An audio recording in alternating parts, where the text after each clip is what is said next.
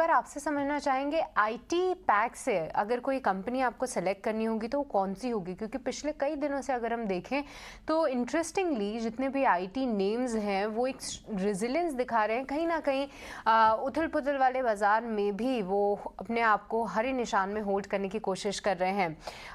आज अगर हम देखें तो निफ्टी के टॉप गेनर्स में विप्रो का नाम सामने आया है, या विप्रो के अलावा कोई और आईटी पैक से जुड़ी कंपनी आपके रेडार पे है?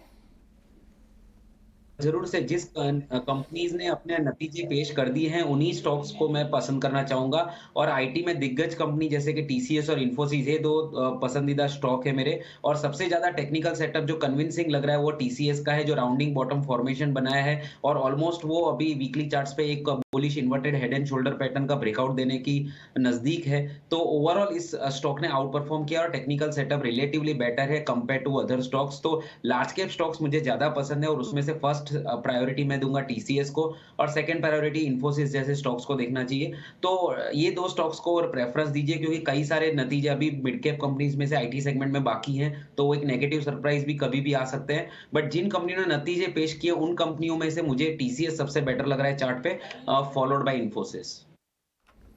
ठीक है, टीसीएस का शेयर सबसे बेहतरीन लग रहा है।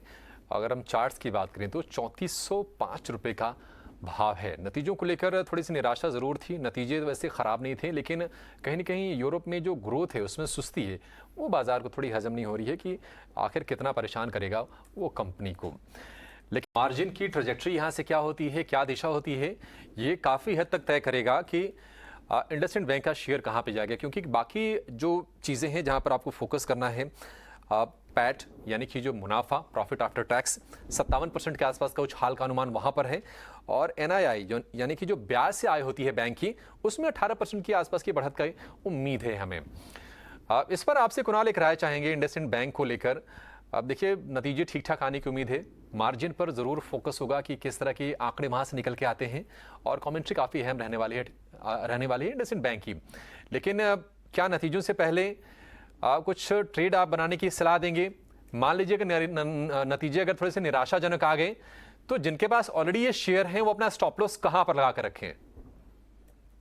सो अभिषेक, अगेन इस काउंटर का फॉर्मेशन अगर आप देखिए तो 19 सितंबर से लेके अब तक ये काउंटर ने 1260 1270 के लेवल को 3 बार टेस्ट किया है और वहीं से गिरावट हमने देखी। अब अभी जो रीसेंट हमने टॉप बना बनते हुए देखा वो था 1250 का।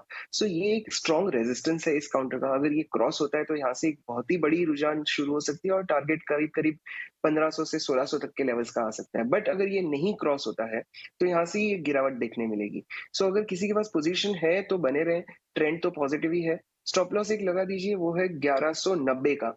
और जिसके पास पोजीशन नहीं है वो एक 1260 का लेवल ध्यान में रखिए। जिस दिन ये काउंटर 1260 के ऊपर क्लोजिंग देता है, इसमें डेफिनेटली बाइंग की जा सकती है 1500 के टारगेट से।